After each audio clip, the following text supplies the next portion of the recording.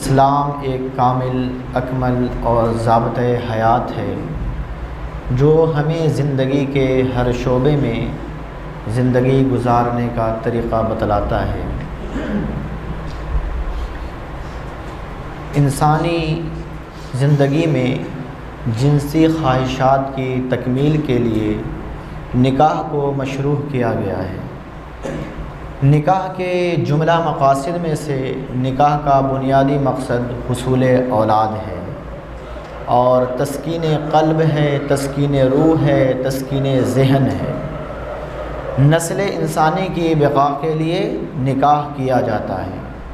میرے اور آپ کے آقا و مولا جناب محمد الرسول اللہ صلی اللہ علیہ وسلم نے ارشاد فرمایا، یا معشر الشباب من استطاع منکم الباءۃ فلیتزوج ومن لم یستطع علیہ بالصوم فإنہ لہ رجاء، کہ اے جوانوں کے گروہ، تم میں سے جو استطاعت رکھتا ہے، مال کی طاقت رکھتا ہے، استطاعت بدنیہ رکھتا ہے، تو وہ نکاح کر لے، اس لیے کہ نکاح جو ہے تمہاری پارسائی کا محافظ ہے، تمہاری نظروں کی حفاظت کرتا ہے۔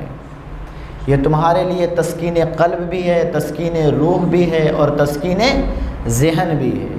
بلکہ ایک حدیث کے اندر اللہ کے رسول صلی اللہ علیہ وسلم نے بیان فرمایا، النکاح نصف الایمان، کہ نکاح جو ہے آدھا ایمان ہے۔ یعنی بندہ جب نکاح کرتا ہے تو شیطان جو ہے واویلا کرتا ہے کہ اس نے اپنے آپ کو محفوظ کر لیا ہے۔ تو جو جوانی کے جو مراحل ہوتے ہیں، اس میں انسان بھٹک جاتا ہے، لغزشیں ہو جاتی ہیں۔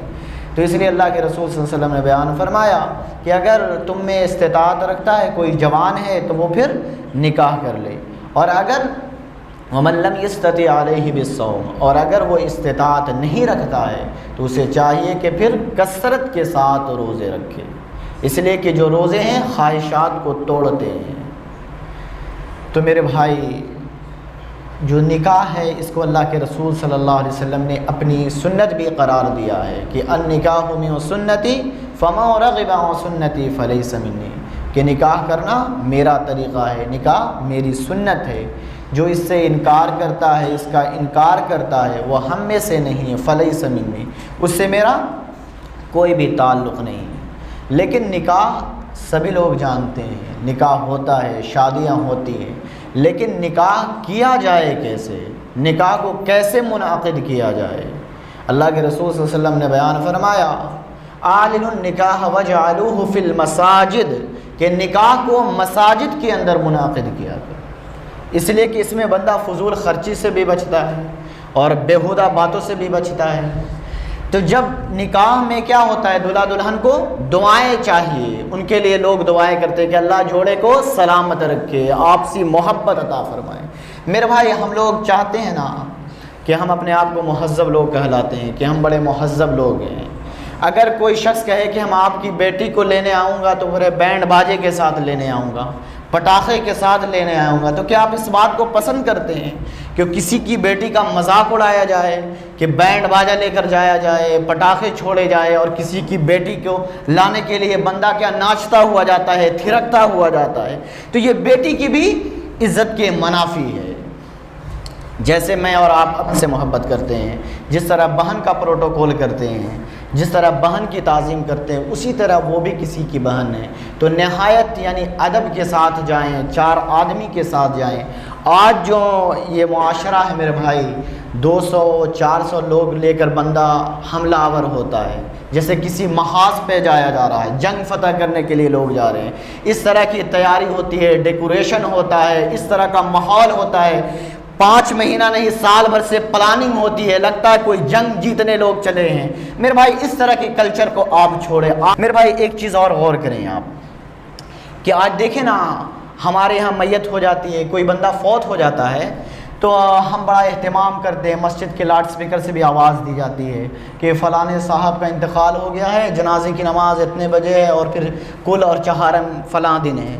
پھر لوگ کیا کرتے ہیں، بیٹھتے ہیں، قرآن خوانی ہوتی ہے، قرآن کی تلاوت ہوتی ہے، ذکر و اذکار ہوتا ہے، نعت ہوتی ہے، تقاریر ہوتی ہے۔ لیکن میرے بھائی، جب غم کا موقع آتا ہے تو ہم یہ سارے امور بجا لاتے ہیں، لیکن جو ہی خوشی کا موقع آتا ہے تو پھر ہم بینڈ باجے کی طرف رخ کرتے ہیں۔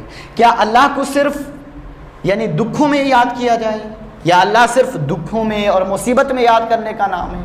اللہ تو خوشیوں بھی میں نام یاد کرنے کا نام ہے۔ یعنی اگر آپ کو کوئی خوشی حاصل ہو، مسرت حاصل ہو، شادمانی حاصل ہو، تو آپ پھر کہیں الحمدللہ، اللہ کا بڑا کرم ہے کہ اللہ نے ہمیں ان دولت سے نوازا ہے۔ اگر آپ مکان بنا لیں تو آپ اللہ کا شکریہ ادا کریں، شکرانے کی نماز ادا کریں۔ اگر آپ کے یہاں اولاد پیدا ہو تو اس میں اللہ کا شکر ادا کریں۔ ایسا نہیں ہے کہ بندہ جب والدین کا انتقال ہو گیا تو ہی قرآن پڑھے، تو ہی نماز پڑھے، اور یعنی اگر خوشی کا لمحہ ہے، خوشی کا موقع ہے تو پھر شریعت کو بھلا بیٹھے۔ تو میرے بھائی ایسا بالکل بھی نہیں ہے، بلکہ قرآن میں ایک جگہ اللہ نے کیا خوبصورت بات کہی، یا ایھا الذین آمنوا ادخلوا فی السلم کافہ، اے ایمان والو پورے اسلام میں داخل ہو جاؤ۔ اگر تم مصطفیٰ کے غلام ہو، مصطفیٰ کے نوکر ہو، مصطفیٰ کے در کے بھکاری ہو، تو پھر دامن رسول سے وابستہ ہو جاؤ، حضور کی غلامی میں آ جاؤ، جو حضور کہہ رہے ہیں ان کے طریقے کو اپنا لو۔